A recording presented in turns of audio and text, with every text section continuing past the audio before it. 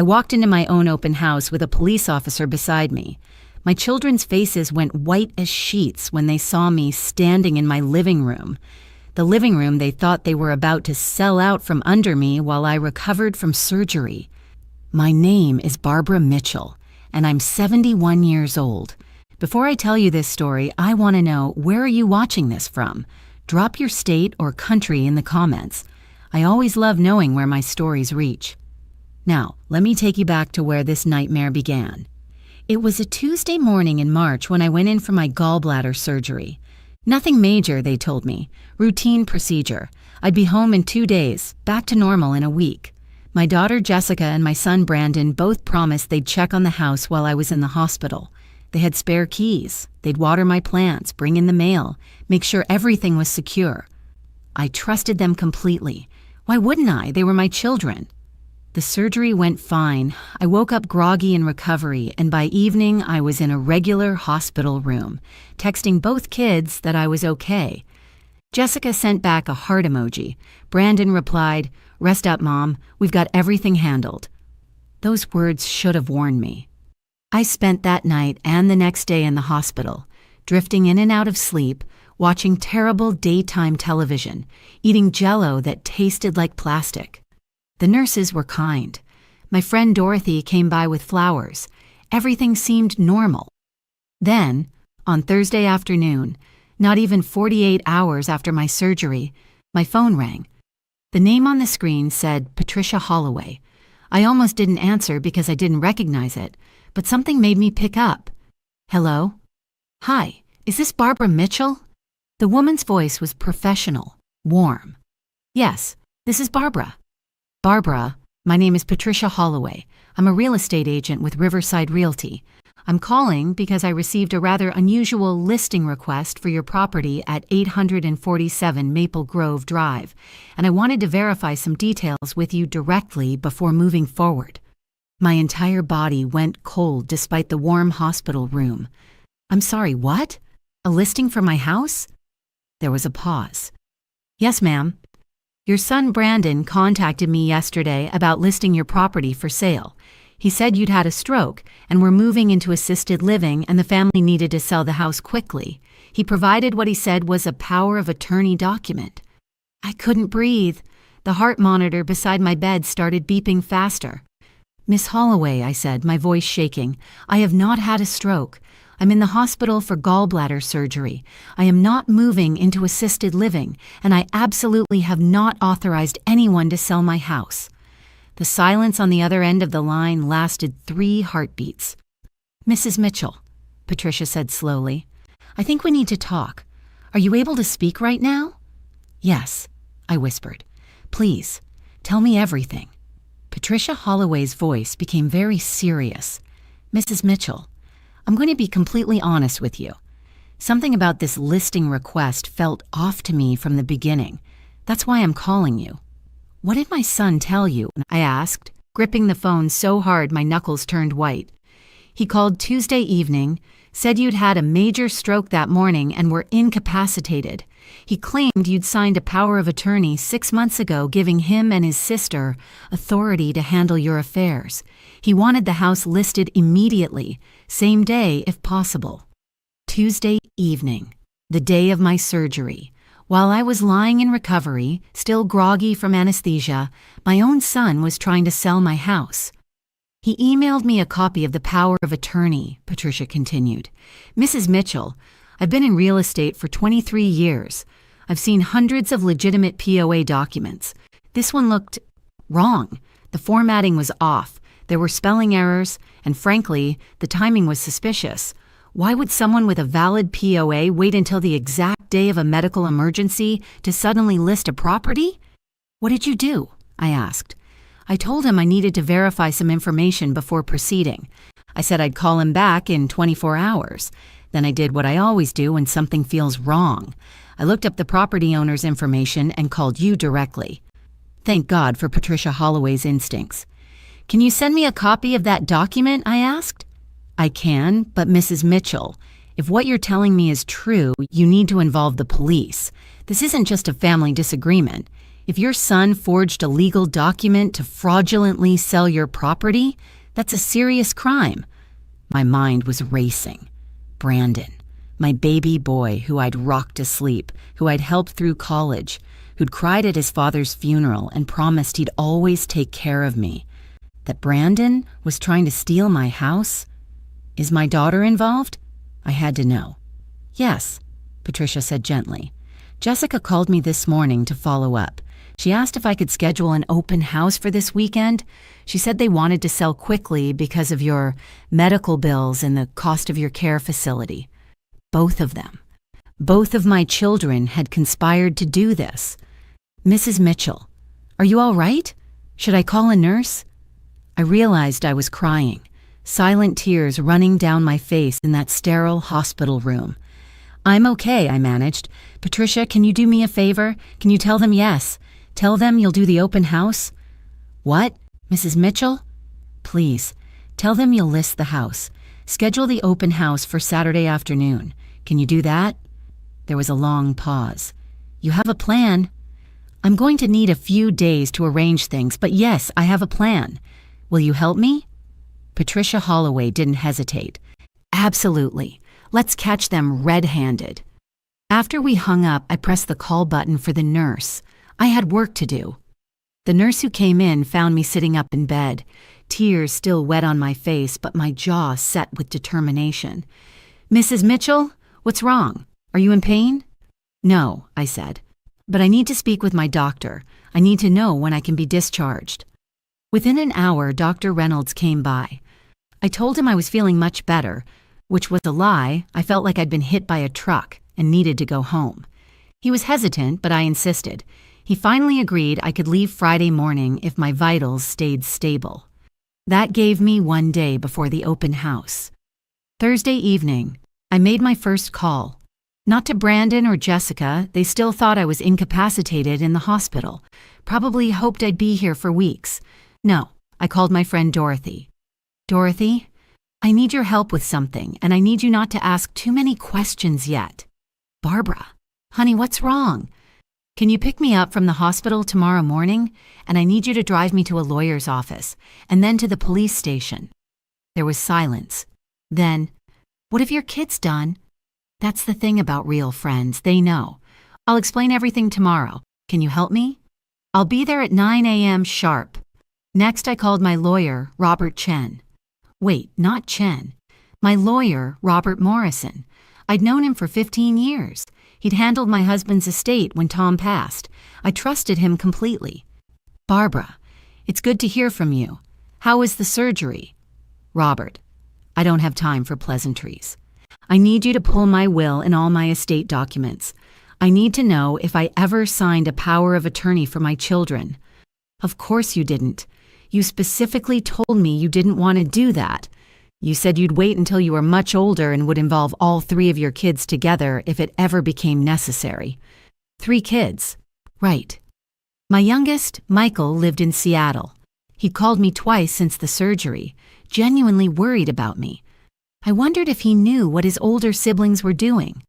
Robert, my children are trying to sell my house using a forged power of attorney. I heard papers rustling on his end. Tell me everything. I explained the whole situation, the surgery, Patricia's call, the fake documents. Robert was silent for a long moment. Barbara, this is elder fraud. It's a felony. You need to file a police report immediately. I know, I'm going to the station tomorrow. But Robert, I want to catch them in the act. The realtor scheduled an open house for Saturday at 2 p.m. I want to walk in there with the police. That's actually brilliant. It'll be impossible for them to deny their intentions if they're actively showing your house to potential buyers. I'll prepare an affidavit for you to take to the police. And Barbara? Yes? I'm so sorry you're going through this. No parent should have to deal with this from their own children. I didn't trust myself to respond without breaking down, so I just thanked him and hung up. Friday morning, I checked myself out of the hospital against the nurse's strong recommendations. Dorothy was waiting in the lobby, her face tight with worry. Barbara, you look terrible. I feel worse, I admitted, gingerly lowering myself into her passenger seat. Every movement pulled at my surgical incisions. But this can't wait. First stop was Robert Morrison's law office. He had everything prepared. Copies of my actual estate documents proving I'd never granted power of attorney, an affidavit with his statement as my attorney, and property records showing I was the sole owner of my home with no liens or disputes. I also prepared this, Robert said, handing me another document. It's a cease and desist letter to Patricia Holloway's brokerage, officially stating that any listing of your property is fraudulent and unauthorized. But don't send it until after Saturday. I won't. I need them to go through with the open house. Robert looked at me over his reading glasses. Barbara, are you sure you're up for this? You just had surgery 2 days ago. Robert, my children are stealing my house. I'm up for whatever it takes. Next, Dorothy drove me to the police station. Walking in was harder than I'd expected. My entire midsection ached, and I felt dizzy, but I kept my spine straight. The officer at the front desk was young, maybe 30. He looked skeptical when I explained why I was there. Ma'am, are you sure this isn't just a family misunderstanding? Maybe your kids are trying to help. Officer, I interrupted, placing the stack of documents on his desk. My children told a realtor I had a stroke and was incapacitated. They forged a legal document. They are actively attempting to sell my property without my knowledge or consent while I recover from surgery. This is fraud. This is forgery. This is elder abuse. Now, can I speak with someone who handles these cases, or do I need to call the local news? His eyes widened. Let me get Detective Morrison. He stopped, glanced at my lawyer. Any relation? No, Robert said dryly, but I'm her attorney and I can assure you this is a serious criminal matter. 20 minutes later, I was sitting across from Detective Sarah Brennan, a woman in her 40s with sharp eyes and a no-nonsense demeanor. She reviewed every document carefully. Patricia had emailed me the forged power of attorney, and Robert had already prepared an analysis showing how it differed from legitimate legal documents. Mrs. Mitchell, Detective Brennan said, this is definitely fraud. The document is clearly fabricated, probably from an online template, but to prove intent and build a solid case, catching them at the open house is actually an excellent idea. Will you be there? I asked. I'll be there personally.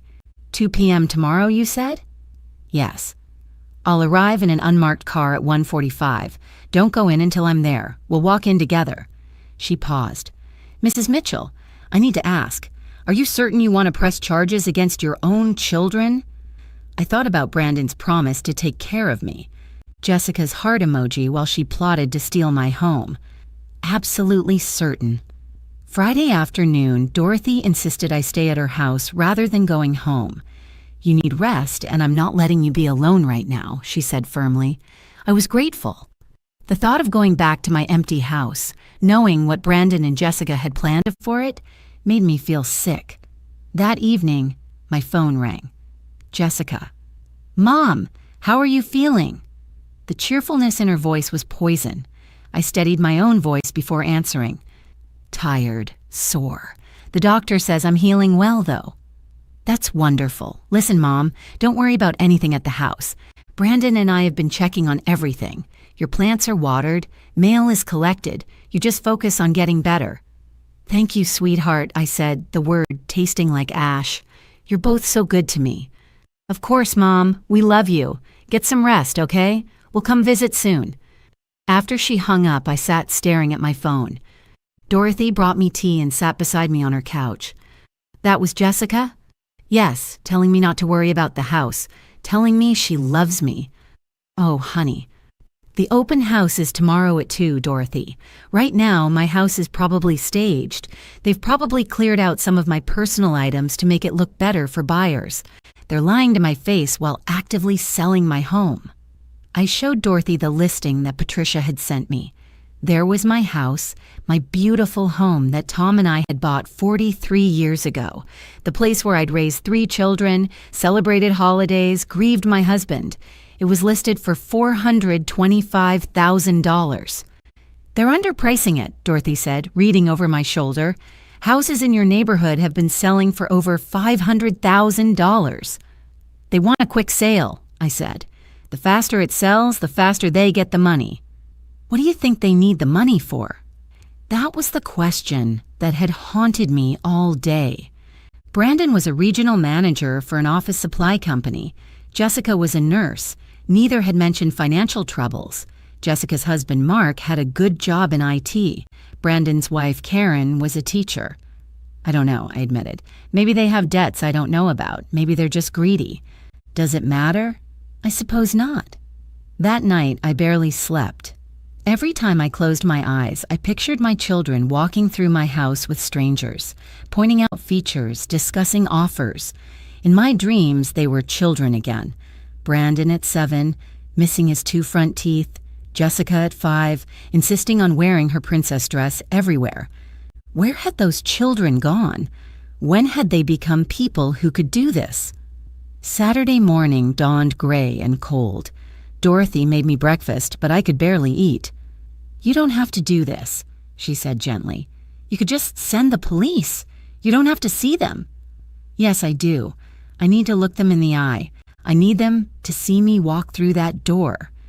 At 1:30 p.m., Dorothy helped me get dressed. I chose my blue sweater, the one Jessica had given me for Christmas 2 years ago, and my pearl earrings that had been Tom's gift on our 30th anniversary. "Ready?" Dorothy asked as we got in her car. "Let's go." We arrived at my house at 1:40. Detective Brennan's unmarked sedan was already parked down the street. I recognized her silhouette in the driver's seat. My house looked different somehow. The lawn had been freshly mowed. There were flowers planted by the mailbox. Flowers I hadn't planted. A large open house sign stood at the curb with an arrow pointing to my front door. "They put up a sign," I whispered, "on my property, advertising to sell my house." Dorothy squeezed my hand. "Stay strong, Barbara." Detective Brennan approached us, dressed in plain clothes. "Mrs. Mitchell, are you ready?" "I think so." "There are already several cars here. Looks like people are inside viewing the property." She paused. "This is going to be difficult. Are you absolutely certain?" I looked at my house. Through the front window, I could see people moving around, strangers, walking through my living room, probably discussing whether my home would be a good investment. "I'm certain." "All right, I'll go in first and identify myself to your children and the realtor. I want to establish control of the situation before they realize you're here. Wait exactly 2 minutes after I go in, then follow. Can you do that?" I nodded. Detective Brennan walked up my driveway and opened my front door like she owned the place. I watched her disappear inside. "Dorothy," I said, "before we go in, if you're watching this video and you found this story as shocking as I did when I lived it, please hit that subscribe button. What happens next is something I'll never forget, and I think you need to see how this ends." Dorothy checked her watch. "It's been 2 minutes." We walked up the driveway together, Dorothy supporting my arm. Each step hurt my incisions, but I barely noticed. My entire focus was on that front door. I pushed it open. My living room was full of people, a young couple examining the fireplace, an older man studying the built-in bookshelves, a woman taking photos of the crown molding. And there, in the center of it all, stood Jessica and Brandon.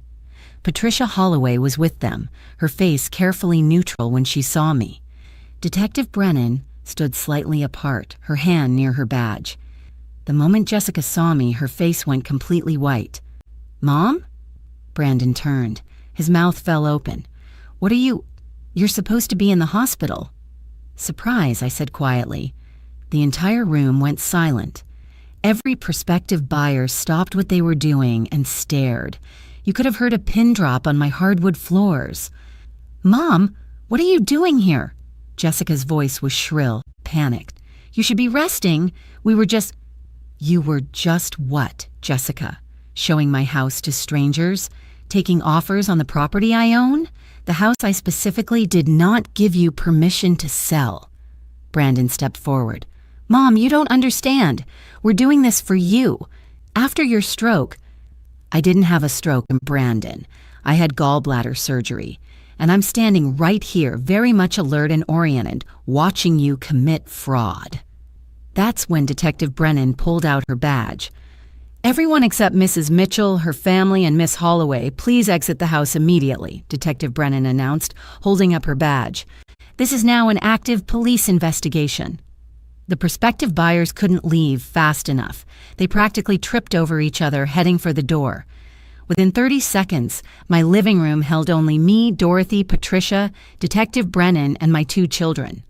Brandon found his voice first.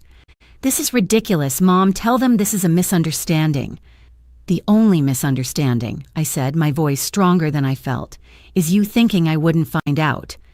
Jessica's eyes were wide with panic. "Mom, we can explain?" "Then explain," Detective Brennan said. "Explain the fraudulent power of attorney. Explain why you told Miss Holloway that your mother had a stroke and was incapacitated. Explain why you're attempting to sell property you don't own." "We were trying to help," Jessica burst out.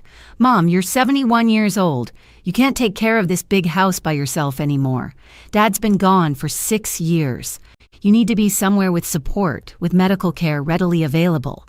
So you decided to force me out? To lie to a realtor, forge documents, and sell my house without my knowledge while I recovered from surgery?"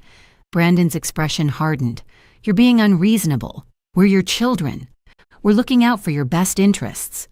"My best interests?" I felt my voice rising. "Brandon, did you ask me what I wanted? Did either of you sit down with me and have a conversation about my future?" Silence. "No," I continued. "You went behind my back. You created a fake legal document. You lied about my medical condition. You brought strangers into my home to sell it out from under me. And you did all of this while I was in a hospital bed recovering from surgery." Jessica started crying. "We need the money, okay? Is that what you want to hear? Mark lost his job 3 months ago. We have credit card debt, the kid's tuition is due, and we're drowning. Brandon's been helping us, but he has his own bills. This house is sitting here worth $500,000, and you're living in it alone. It's not fair." There it was. The truth, finally. "So you thought you'd steal it," I said softly.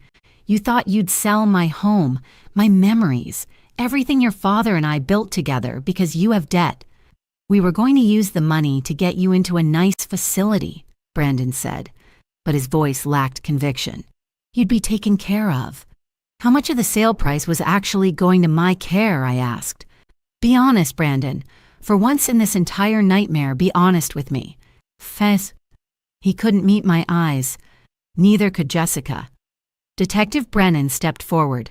"Mr. Mitchell, Miss Reynolds, I need you to understand the serious nature of what you've done. You've committed forgery, fraud, and attempted theft. These are felonies. You're looking at substantial prison time." "Prison," Jessica whispered. "You're going to send us to prison, Mom?" I looked at my daughter, my firstborn, the baby girl I'd rocked through countless nights, whose hand I'd held on her first day of school. "You were going to steal my house," I said. "What did you think would happen?" Brandon suddenly became aggressive. "This is insane. We're your children. Family doesn't send family to jail over a misunderstanding." "This isn't a misunderstanding," Detective Brennan said firmly. "This is premeditated fraud. Mrs. Mitchell, I need to get formal statements from everyone. Mr. Mitchell, Miss Reynolds, I'm going to need you to come down to the station." "We're not going anywhere without a lawyer," Brandon said. "That's your right, but understand that this investigation is happening whether you cooperate or not. We have the forged document, we have recorded conversations with Miss Holloway, we have the listing itself as evidence. You were caught in the act of attempting to sell property through fraudulent means." Jessica turned to Patricia. "You set us up. You called our mother." "I did my job," Patricia said calmly. "When a listing seems fraudulent, I verify it with the property owner. That's what any ethical realtor would do." "Mr. Mitchell," Detective Brennan continued, "can you tell me where you obtained the power of attorney document?" Brandon crossed his arms. "I'm not saying anything without a lawyer." "Then let me tell you what we already know. You downloaded a template from a legal forms website. We can trace that. You filled in your mother's information, forged her signature, and presented it as legitimate. You then contacted Miss Holloway and created a false medical narrative about your mother's condition. I watched my son's face as the detective spoke. He still looked angry, defiant even. No remorse, no shame, just fury at being caught. "Jessica," I said quietly, "do you even understand what you've done to me?" She was still crying. "Mom, please, think about what this will do to our family. My kids, your grandchildren. What happens to them if I go to jail? Katie is only 12. Dylan is 9. They need their mother." It was emotional manipulation, and we both knew it. But it still hurt. "What about my needs, Jessica? What about my home, my security? Did you think about that when you were planning this?" "We thought you'd never find out," she sobbed. "We thought you'd be in the hospital longer, and then in recovery. And by the time you knew the house had sold, it would be done. We were going to tell you we'd found a beautiful assisted living place, all paid for, with gardens and activities. You'd have been happy there, Mom. You were going to trap me, take away my choice, force me into a facility I didn't choose because you'd already stolen and spent my money." Dorothy spoke for the first time. "Barbara, maybe you should sit down. You're still recovering." She was right. I was feeling lightheaded, my surgical site throbbing, but I couldn't show weakness now. "Detective," I said, "what happens next?" "I'll need you to come to the station to give a formal statement. Your children will need to be interviewed separately. Miss Holloway will need to provide her testimony and all documents. Then the DA will decide on charges." "What kind of charges?" I asked. "Elder fraud, forgery, attempted theft through deception, potentially conspiracy. There's serious felonies in this state." She looked at Brandon and Jessica. "You're both looking at 2 to 5 years per charge." Jessica's knees buckled. She grabbed the back of my couch to steady herself. "Mom, please," Jessica begged. "Please don't do this. We made a mistake, a terrible mistake, but we're family. We can work this out. I'll pay you back somehow. Pay me back." I felt something break inside me. "Jessica, you can't pay back trust. You can't reimburse betrayal. You tried to steal my entire life." "We're sorry," she cried. "We're so sorry. Please, Mom, please." Brandon still wasn't apologizing. "This is ridiculous. No jury will convict us. We're your children trying to help you. You're being vindictive and—" "Brandon Michael Mitchell," I said, using his full name like I hadn't since he was a child. "Stop talking. Every word out of your mouth makes this worse." Detective Brennan was making notes on her phone. "Mrs. Mitchell, I understand this is emotional. If you need a moment—" "I don't need a moment. I need this to be over." I looked at my children, really looked at them. "Did you even consider calling Michael? Your brother? Did you think about including him in this scheme?" They exchanged glances. Brandon spoke. "Michael would never have agreed. He's too idealistic." "You mean he's honest?" I said. "He's ethical. He's not a thief." "Don't put Michael on a pedestal," Jessica snapped, her grief turning to anger. "He's easy to be ethical when you're not struggling. He makes 6 figures in Seattle. He doesn't have our problems." "So that justifies this?" "I'm not saying it justifies it. I'm saying you don't understand the pressure we're under." "Then you should have asked me for help." My voice rose, pain shooting through my abdomen. "You should have come to me honestly, told me about your problems, and we could have figured something out together. Instead, you chose to commit crimes against your own mother." The room fell silent except for Jessica's sobbing. Patricia Holloway cleared her throat. "Mrs. Mitchell, I want you to know that I've already contacted my broker. The listing has been removed. I've also documented everything for my records. I'll testify to whatever the court needs." "Thank you, Patricia. You saved me from losing everything. I'm just glad I trusted my instincts." Detective Brennan looked at Brandon and Jessica. "I need you both to come with me to the station. Now, you can call a lawyer from there. Mrs. Mitchell, you should go home and rest. We can take your full statement on Monday." "I want to give my statement today," I said. "While it's fresh, while I can still do this without breaking down." "All right, you can follow me to the station." As Detective Brennan led my children toward the door, Jessica turned back one last time. "Mom, I love you. I know you don't believe it right now, but I do love you." I wanted to say I loved her too. The words were automatic, trained into me by decades of motherhood, but they stuck in my throat. "I loved you enough to trust you with my house keys," I said instead. You loved me enough to steal my house." She flinched like I'd slapped her. Then they were gone. Led out of my house by a police detective, my 2 oldest children who I'd given everything to. Dorothy put her arm around me. "Let's get you sitting down before you fall down." The legal process took 3 months. 3 months of statements, evidence gathering, court dates, and meetings with the district attorney. Michael flew in from Seattle the day after I told him what happened. He was horrified, heartbroken, and furious with his siblings. "Mom, if you'd called me, if you'd ever hinted you needed money, I would have helped. You know that, right?" I did know. My youngest had always been my most thoughtful child. Brandon and Jessica both hired lawyers. Their attorneys tried to frame it as a misguided attempt to help me, but the evidence was overwhelming. The forged document, the recorded conversations with Patricia, the listing itself, the open house with potential buyers, their own admissions at my house that day. The DA offered them a plea deal. Plead guilty to reduce charges, accept probation, pay restitution, and serve community service. The alternative was trial and potential prison time. They took the deal. The hearing was brief. I sat in the courtroom and watched my children stand before a judge and admit their guilt. Jessica cried through the entire thing. Brandon's jaw was tight, his eyes hard with resentment. The judge ordered them to pay me $25,000 each in restitution for emotional distress, legal fees, and damages. They were each sentenced to 3 years of supervised probation and 500 hours of community service. They were also ordered to have no contact with me unless I initiated it. "Do you understand the terms?" the judge asked them. "Yes, Your Honor," they both mumbled. "What you did to your mother," the judge said, "is unconscionable. Elder fraud is a serious crime, and it's particularly heinous when committed by one's own children. You violated her trust in the worst possible way. You should be ashamed." I didn't feel triumphant watching them accept their sentence. I just felt tired. After the hearing, Michael took me to lunch. "How are you doing, Mom?" "I don't know," I admitted. "I won. I kept my house. They're being punished. But I don't feel like I won anything." "You lost your relationship with 2 of your children." "I lost it the moment they decided to forge that document. I just didn't know it yet. I still live in my house.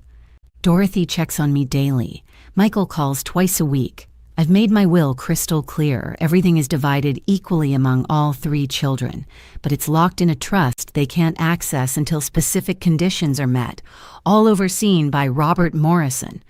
Jessica sent me a letter 6 months after the hearing. She apologized, said she understood if I never forgave her, asked if she could bring the kids by to see me. I said yes to the grandchildren, no to her. Brandon has never reached out. I don't expect he will. Sukkah.